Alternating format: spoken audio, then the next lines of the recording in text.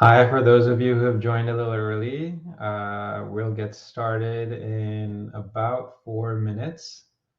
Give folks some time to join.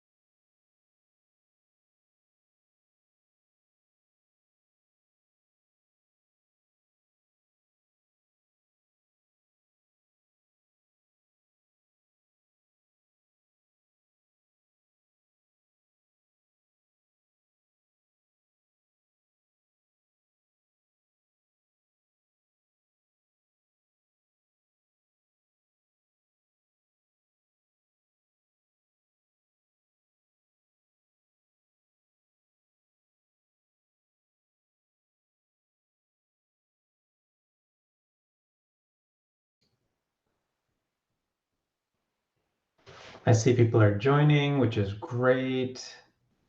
Let's give folks 2 minutes more, and then we'll get started. I'd love to make these interactive, so please go ahead and mention in the chat where you're calling in from, where you're working right now, and then we'll come back to some of that during the call as well. Feel free, if you want your videos off, that's fine. But again, if you turn on videos, just helps me get to know you. If you're comfortable with that, go ahead and turn your videos on.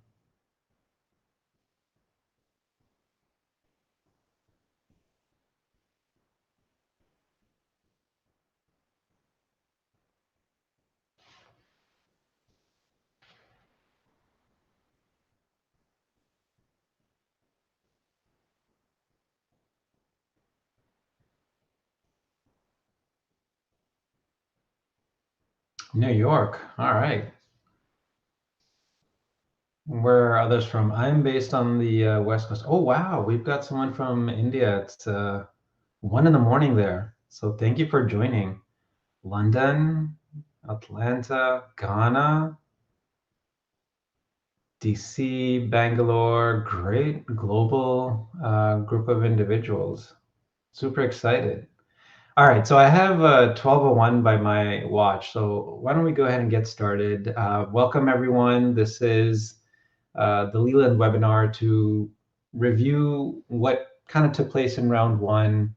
And as each of you, I'm sure, are putting together applications for round two for business school, just some of the things that you should be mindful of that will help position you for success in what's shaping out to be a very, very competitive year. So I'm going to go ahead and move to the next slide. So just to quickly give you a background about myself, my name is Faisal Khan. I've been doing MBA admissions consulting for about 16 years now. I went to Booth myself, helped with the admissions process there, and have extensive experience getting candidates admitted to all the top schools, not just in the US, but globally. And I'm very proud of some of the scholarships that I've been able to help individuals get in this very competitive environment. So with that, I wanted to kind of talk about what I've seen in round one. So I will be sharing my experiences. The deadlines are still happening right now. The first few deadlines took place last week. They're still underway. And so based on what I experienced this year in conversations with my peers, I'm also part of our industry governing body. It's called AGAC, AIGAC. We frequently review the state of the space. And so I have feedback I can share from what they've been providing. So there was definitely, I feel like this year, I feel that there was more round one enthusiasm, more applications submitted in round one than I've experienced in the past. Um, I think part of it is there's a little bit of concern with the global economy, and a lot of individuals are looking at this year as a way to take 2 years, invest in themselves, and then when they come out 2 years later, the economy's better, their job prospects are better. So they're looking at this as an investment in themselves. So perhaps because of that, there's been a rush towards getting their submissions in round one. Historically, the guidance has been that if you submit in round one, it signals interest. It signals to the schools that you have your career goals defined, and that specific school is going to help you get there. But I think what's ended up happening this year is there was just a lot of individuals applying in round one. So it's unclear what the result of that's going to be. Does that mean that there's going to be more spots available? It's going to be less competitive round two? I'm not sure. Does it mean that there's going to be a lot of qualified individuals in round one that end up on wait lists? Perhaps that may end up happening. Will that weigh on admissions teams as they're looking at round two? Definitely. I think they're going to be looking at yield management and trying to understand who from the round one to admit and keeping an eye towards round two. The other thing that I've noticed is, especially with the GMAT focus, the test scores are coming in lower. And part of it is it's a new test. Part of it is the way the test is set up now. It is constructed slightly different, and so it's harder to get the higher scores. So if many of you, if you've taken the GMAT, the classic, I'll call, the GMAT focus scores are coming in a little lower, but the schools are keeping an eye on this, and they know that it's going to be a transition set of years until everyone is taking the new test. The GRE is always an alternative as well, and we can talk about that a little later if you have specific questions. There's also, I feel like, anxiety in the business schools, and what I mean by that is uh, there's a little bit of a flight to safety. Business schools, when they historically were willing to take chances, they're signaling that they don't want to do that, and part of it is because of the economy. They want to make sure that everyone who graduates from that school has a job offer in hand. That is going to lead to the most satisfaction. But they're finding that second years coming out, they don't have offers, perhaps, or first year students coming out of their summer internships don't have offers, full-time offers coming out of their internship positions. And this spans employers. Like even if you're at a McKinsey, there's a lot of summer interns that have come out without offers. Now, what does that mean for you as an applicant? It means that business schools are even more laser focused on making sure they're only admitting individuals who have a clear sense of where they want to go in the future and can articulate it and have a plan B in mind already. Some of the global business schools, INSEAD, will ask you, what do you plan to do if you don't get into business school? Others are a little bit more subtle. Harvard, for sure, has revamped its essay questions, and it really wants you to tell them that you've thought out your career goals. So that's a little bit about what round one was like. So what does that mean in terms of potential mistakes that you could make that you want to avoid as you now work on your round two applications?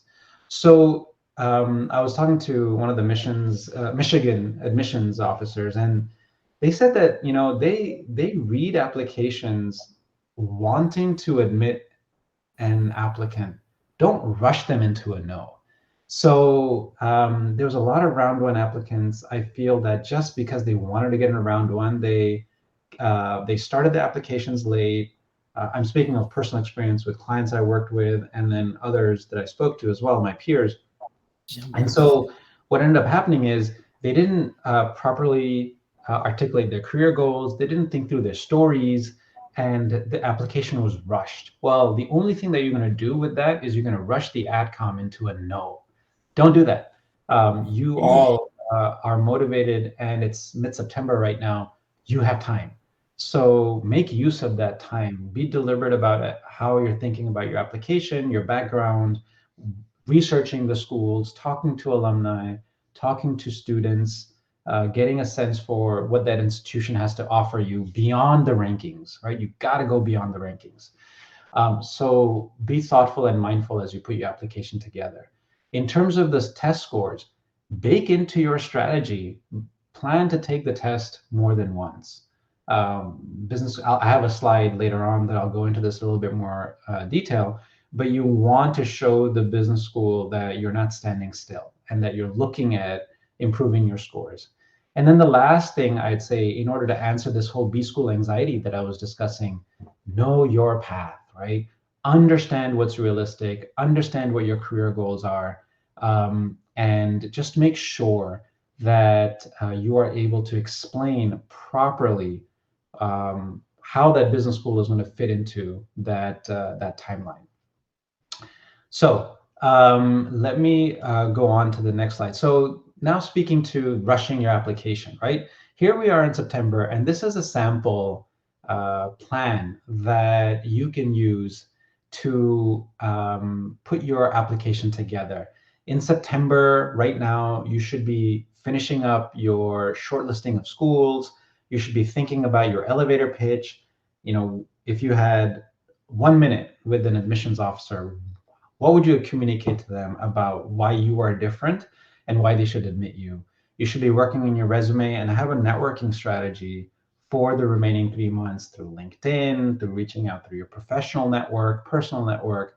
And then as you move into October, that's when you're moving into the essay writing. Maybe around now is when you're retaking the test if you've taken it already. The reason I put it this early is because it still gives you time to take it again in December if you have to. Continue your networking, start sending out your recommendation packets, because your recommenders, they're busy people too. They're busy professionals. They're going to need time to put their content together. So you want to do that in the October timeframe. November, you're continuing your writing, you're checking with your recommenders, you start work on your application forms. More and more, those application forms have mini essays. There's optional questions that are not so optional. And so you can't just get caught up in, I'm writing the essays. You got to start the application form itself and make sure you're chasing down content that needs to go in there. And then in December, this should really be when you're polishing things, right? There's going to be holidays coming up. Many of you who are working will have time to then really just disconnect from work obligations and focus in the last 2 weeks on polishing everything, and then ideally starting to hit submit end of December, early next year. So this is just a sample plan. I'll send out these slides afterwards so that you can customize accordingly. In terms of the test, so I was telling you this earlier, plan to take the test multiple times. It's okay.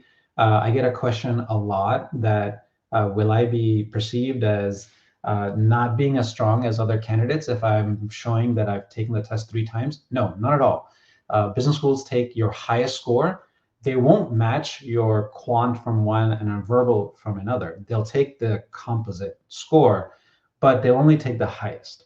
So it's okay to report multiple test attempts.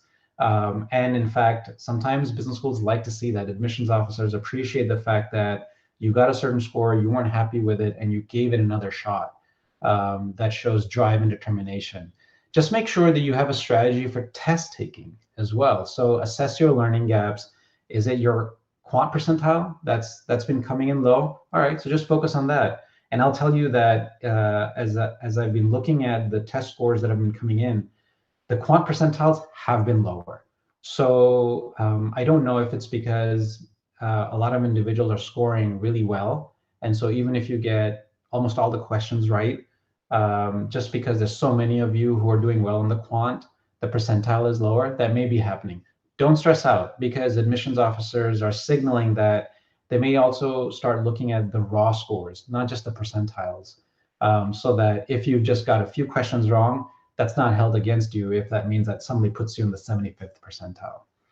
Always assume that your practice score is going to be higher than your actual score. I've done this long enough that your final score is going to be 10 points lower, at least, than what you're getting in your practice exam. So just keep that in mind as you are studying for whatever test it is, whether it's the GMAT or the GRE.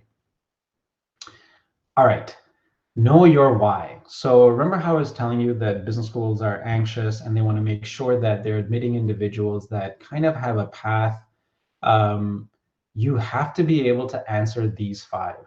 I work extensively with my clients to make sure that they're able to answer each one of these. Why you? Why now? What's your short-term career goal? What's your long-term career goal? And why that specific business school will get you to where you need to go. And remember, you're going up against a lot of qualified candidates. There's a lot of smart people out there with professional accomplishments similar to yours. And so you have to be able to stand out from the crowd. And so business schools know that you don't have a crystal ball and that you can't tell the future, but they do want to see that you've put in thought and that you can articulate what it is about you that makes you different. So think about your background and think about things you've done, perhaps experiences you've had. Maybe you were one of the first in your family to go to higher education. Maybe you've faced some discrimination along the way. It's okay to even talk about that appropriately, right? Obstacles and hurdles that you've overcome. That goes to explain who you are, and why you have the passions you do, right? So let's say you want to go work in climate tech, or you want to work in fintech, right? You want to democratize access to banking. I was working with a client, and we spent a lot of time going over their background and their first generation. Their parents immigrated, and we talked about how hard it was for them, their parents, to get small business loans because they didn't have a credit history in the country.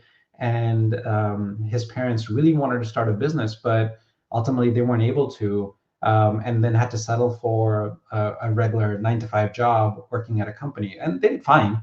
But that experience sat with this candidate, and he wanted to make sure that others in the community are able to access financial resources. Oh, wow. Okay, now you really painted a complex picture of who you are, and the outcome knows why you want to go into fintech, if that's what you want to do.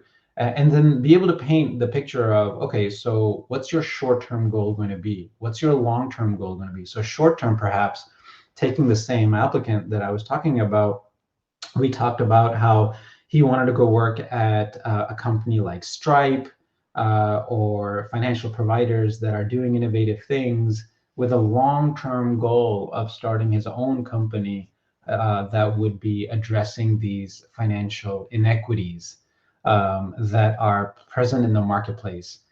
So now you've started to paint like a picture, and you're drawing a line from where you are today and where you want to go in the future, and how an MBA from that specific business school is going to help you. So to continue to use that example, like if this individual was applying to Berkeley, Haas, that school has a very high social impact score, in that they're looking for individuals who can really make a positive change in the community. All business schools want that, but Haas is really focused and emphasizes that more so than other schools.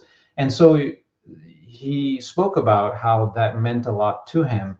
And oh, by the way, it put this individual in shouting distance of Silicon Valley, so he could get plugged into the ecosystem and learn how startups are working on these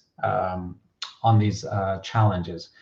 But he could also take that same story and apply to Booth. And Booth is quant heavy, finance oriented. And so you're still being genuine, but this individual told the story to Booth slightly different and talked about how he wanted to be, his style is to question everything. And he knows that Booth infuses that in their culture. And he wanted to be somewhere that was a cradle of finance and economics so he could learn the theory behind the models that he could build in order to make his business successful in the future. So you can see how the story is slightly different, but you're still being authentic. You're never making anything up. You're not telling the school what they want to hear, but you are customizing your approach so that you are not addressing every school with the same sort of broad paintbrush, the same story, because the schools know that you're applying to others. They know, in fact, sometimes they even know by just looking at your application, which of the schools you're likely to be applying to. So you have to make it clear why that specific school is going to be making that difference for you. So I spent a lot of time on this slide on purpose because you have to be able to articulate these five answers to these five questions. And once you feel like you're checking these boxes, now you've got a good framework in place, and now you can begin the writing process, right? So just make sure you're answering these before you move on. All right. The last thing I'll say, and then I want to open it up because I want to spend a lot of time answering your questions. Feel free to start putting them in the chat in a little bit. But connect the dots, right? This again will help you speak to the anxieties that the business schools have. I started talking a little bit about this, explaining your path. So I'm not going to belabor that point, but prove that you have a head start on things, right? So you're not standing still. It's almost like you want to tell the business schools that, hey, if you didn't get in, you're still going to achieve your career goals because that's how driven you are, that's how motivated you are. But by getting into business school, you'll be able to accelerate and really make a difference in a way that you wouldn't be otherwise, right? So think about what that would mean to you. I was helping someone who applied to Columbia Business School. She wanted to go into the fashion and beauty industry. And she talked about if she didn't get into Columbia, she would network and look at ways to get a job at a company with rotational leadership programs like Estee Lauder, because that would expose her to different aspects of the beauty and retail industry, and then set her on her path of working on providing aesthetics and beauty products to the South Asian market, which is currently underserved. Okay, great. But by going to Columbia, she was going to accelerate her development because it would give her access to Fashion Week. It would give her access to one of the largest beauty student clubs in business school and anywhere in the business school landscape. Business schools want to hear that, right? So think about how you're going to communicate to that business school that you have a start on things, that you're so driven and motivated that you're going to get to your goal no matter what. The reason this is important is because a business school will look at you and say, oh, okay, there's always a chance that people are going to struggle coming out of business school because the economy may still not be good. But John Doe right here, this applicant, they just really know what their path is. And I feel like when they're here, they're going to maximize the use of all the resources that we have to offer. And we don't have to worry so much about them making it onto their career path. So that's why that's important. And then the last point here is be realistic, right? So don't business schools want to admit individuals that say they want to change the world, right? There's a little bit of audacity that they want to see, and how are you going to change the world? But just be realistic. Like if you're a career changer, and maybe you've been in the armed services, so you've picked up some really strong leadership lessons. be realistic and don't say that you want to go into investment banking unless you have some things that you can point to which show that you had built a portfolio of finance somewhere in your background. Perhaps it's even with the military. You worked on logistics and procurement and vendor selection, and that's given you some intimate knowledge that helps you in your career goal. That's what you have to do. You have to be realistic. Um, don't communicate to the business schools that you want to attend that business school because it's highly ranked and has a great brand name. Everyone's going to be telling them that, right? Like, be more specific. Be realistic and specific with what you describe to that school, so that they feel like, okay, there's credible stepping stones for this individual. I worked last round with a candidate who was a physician, and she wants to work in the AI field because she feels that using AI chatbots to communicate with patients is a great way to remove some of the inefficiencies in the healthcare system. So on the face of it, it'd be like, well, you're a doctor and you want to work in AI.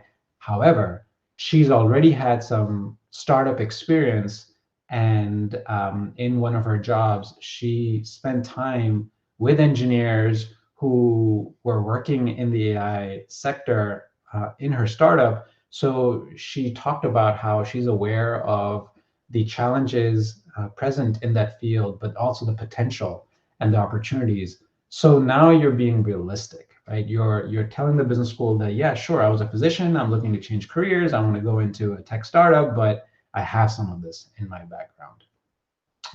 So I've been talking for a really long time. I'm going to actually turn my attention to the chat to answer some of the questions that come across, because I always feel like there's a lot of good questions that everyone benefits from in the last 15 or so minutes that we have. So the first question is, do you have any insight from AGAC? Yes, you spelled it properly. On which candidates are getting interviews? It's early right now, so the interview invites aren't going to go out for a little longer. So we'll see. We'll see what happens.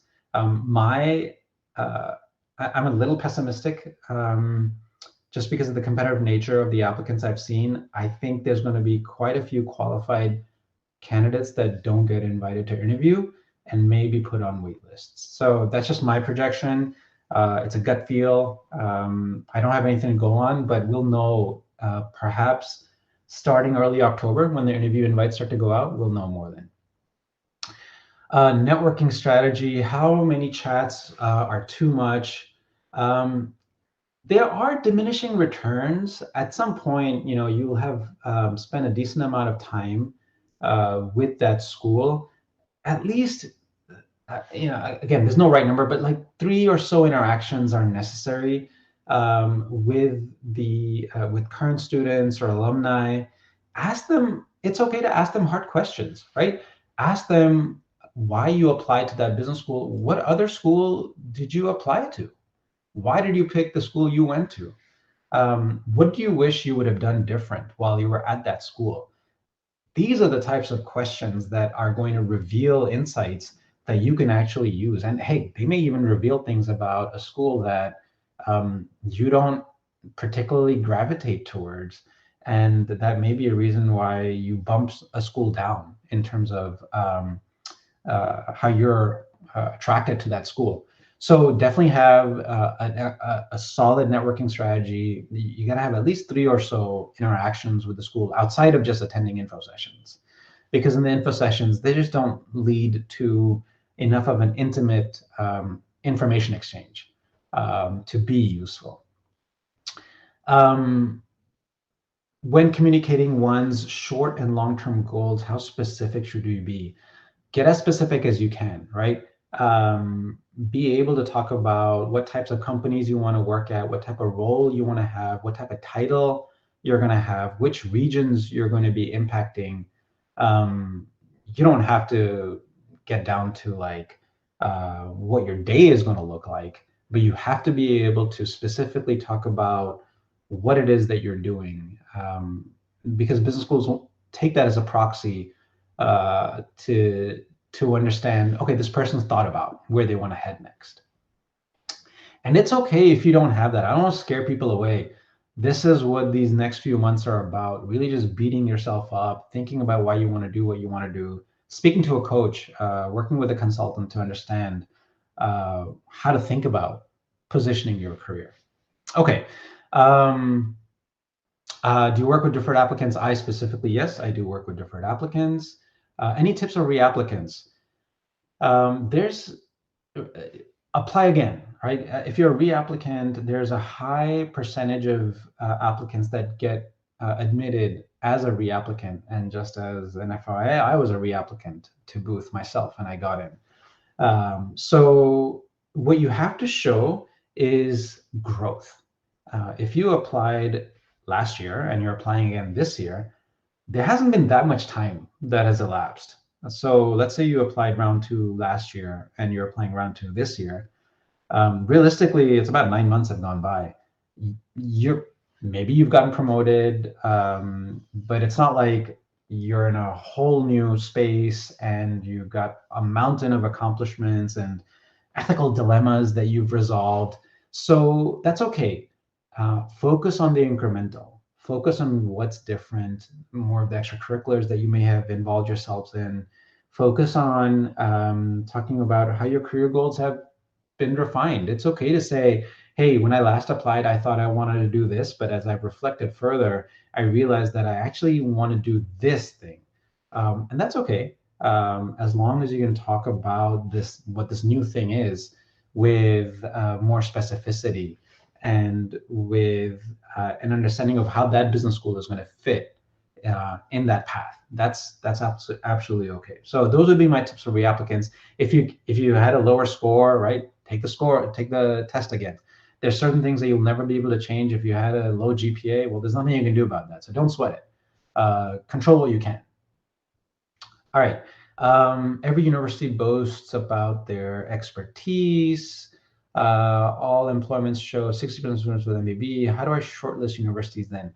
Yeah, so go beyond the marketing, right? And the rankings are part of that marketing too.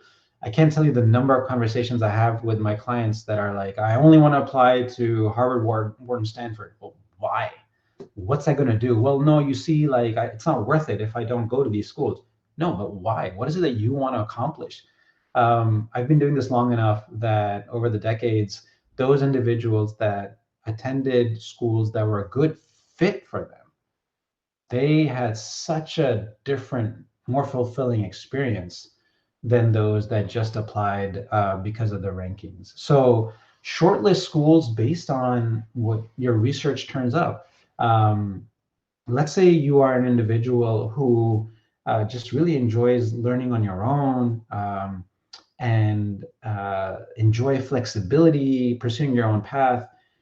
At Harvard, if you were applying there, you're going to be part of a cohort where you're told what classes to take.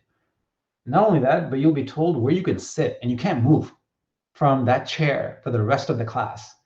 And that's for a reason, because it's a case-based method of instruction, and the professor wants to remember who you are, and it's going to be hard for them to do that if you keep moving chairs. But that's a very structured environment. And if you are someone who's more entrepreneurial in nature, just know your own path, that's not going to be a good fit for you. So look at universities that allow flexibility. Yale is famous for allowing you to take classes in any of their individual schools, and that counts towards the MBA. So maybe that appeals to you. Or Booth, which is famous for only having one required class. Like, then you just map out whatever is going to be best for you. So that's how you should really be thinking about shortlisting schools. Think about schools, if you really want to make a social impact, which schools really make it part of their credo, and then live it. So go beyond the M7 rankings, or the fact that everyone's just going to work at management consulting companies, right? So, okay, physician in Africa, want to get in consulting.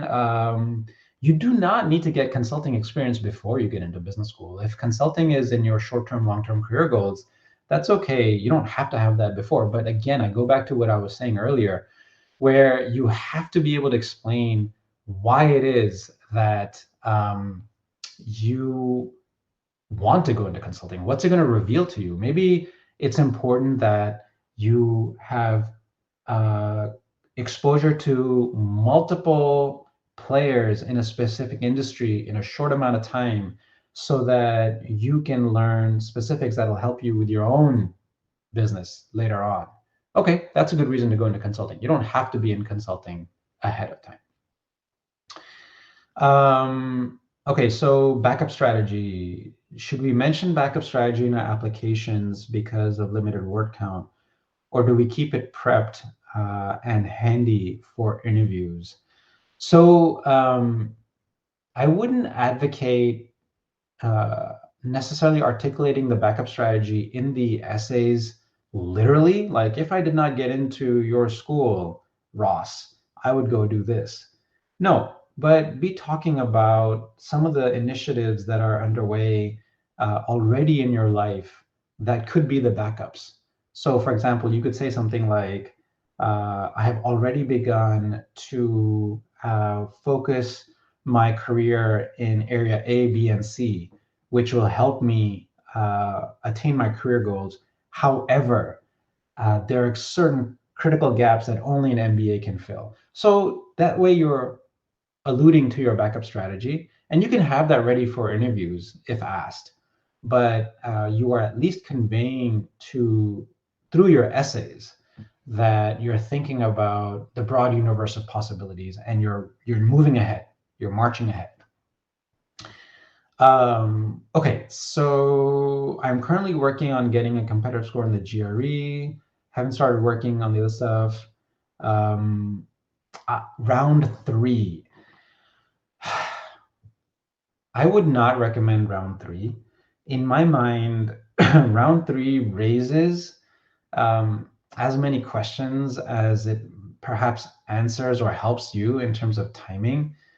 It's by that time, schools have gone through 2 very competitive rounds, and this year for sure, it feels like the rounds are going to be extremely competitive.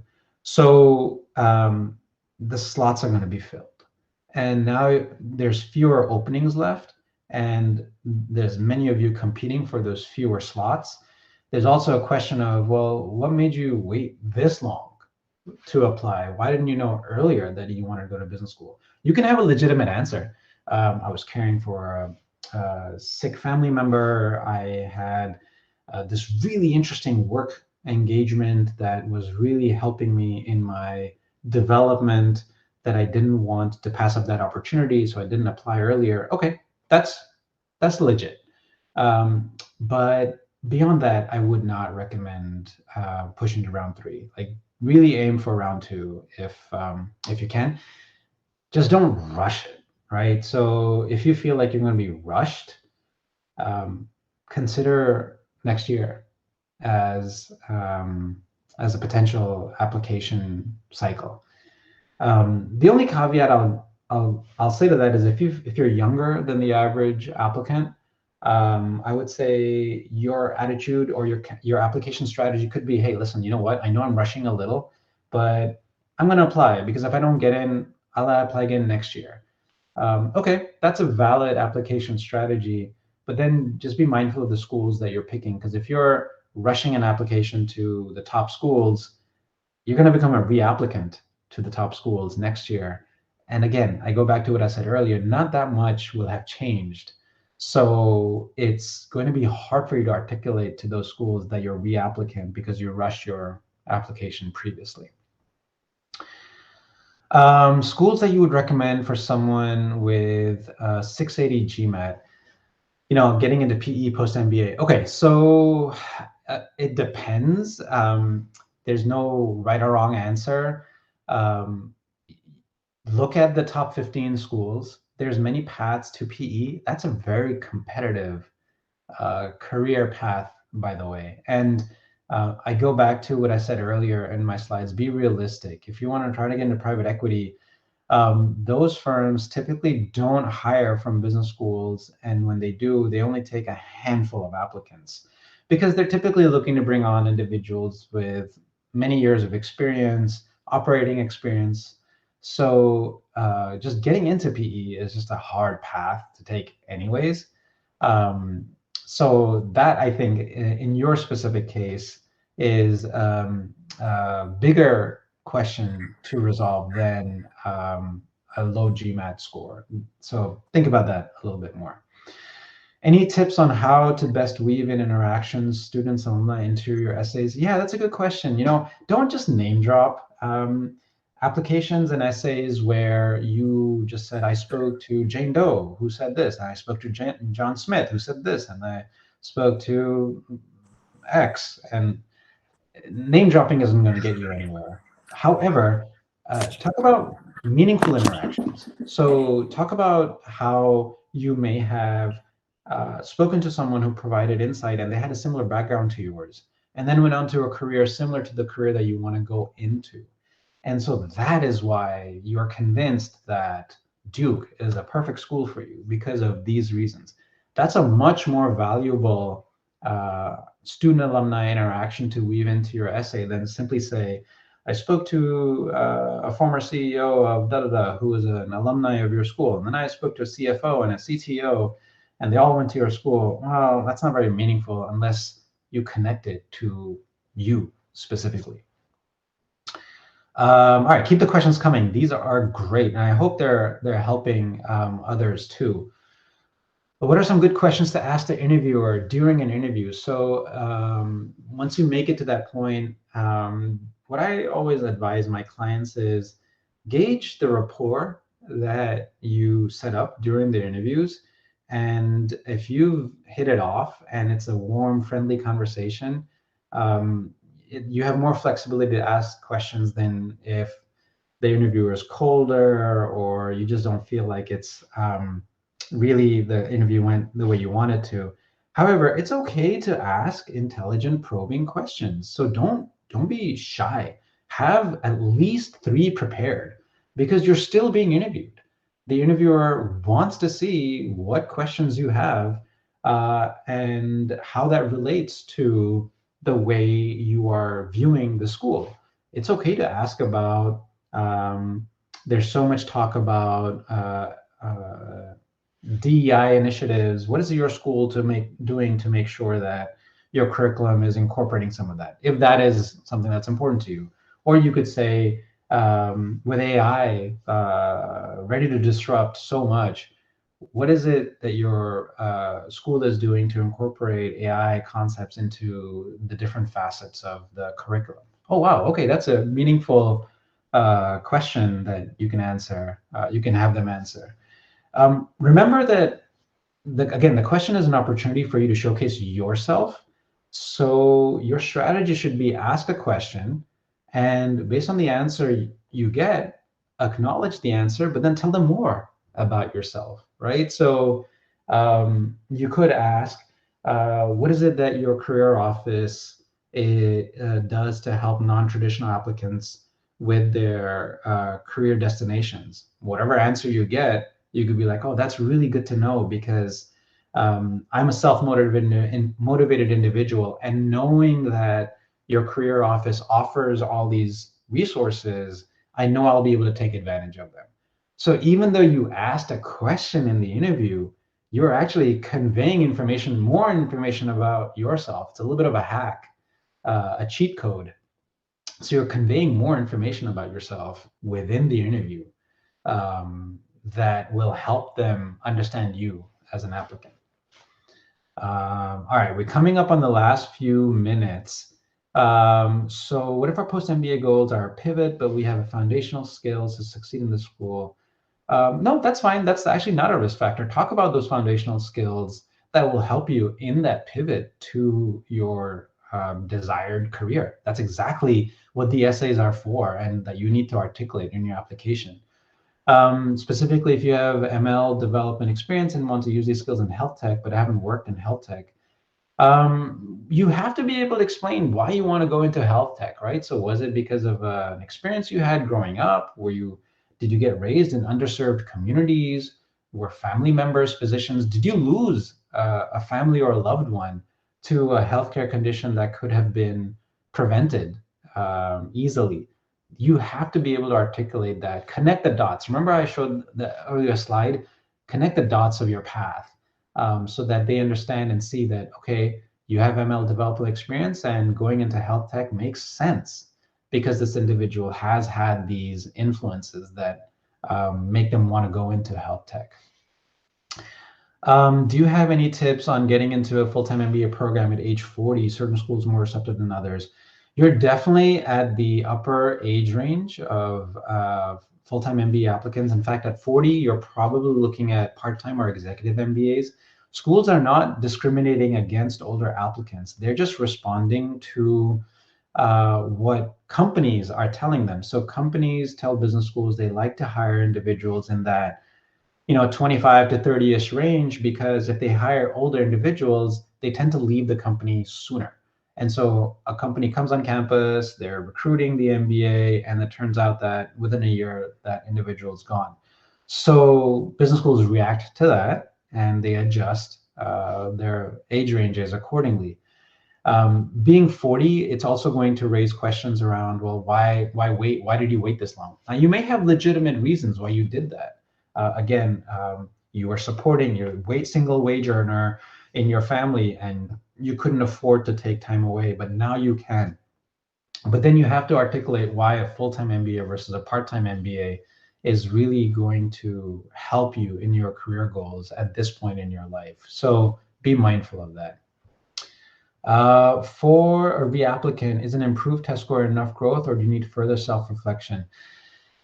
Just an improved test score in and of itself isn't going to be it. You have to look at promotions you got, extracurriculars that you did, challenges that you overcome. It's more of a holistic approach that you're going to have to take as a reapplicant. All right, I'm always surprised by this. I apologize. Time is up already. It's kind of crazy, but please review if you found any of this useful. You'll get a survey. Just hit that. You're not going to be able to review this afterwards. It helps me. I am taking on round 2 clients. You can follow that link. The QR code will take you there. And then I will send out these slides. Just message me. And then this way, there's a lot more people that signed up for the webinar. I don't want to send it out to everyone. You all took time out from your days to attend. So I want to send this to those that attended. Just send me a message and I'll send out the slides. And there's a $250 off any of the tiers that I offer. So take a look. Would be happy to guide you on your MBA journey. It's a very fulfilling experience. You're going to have a great time.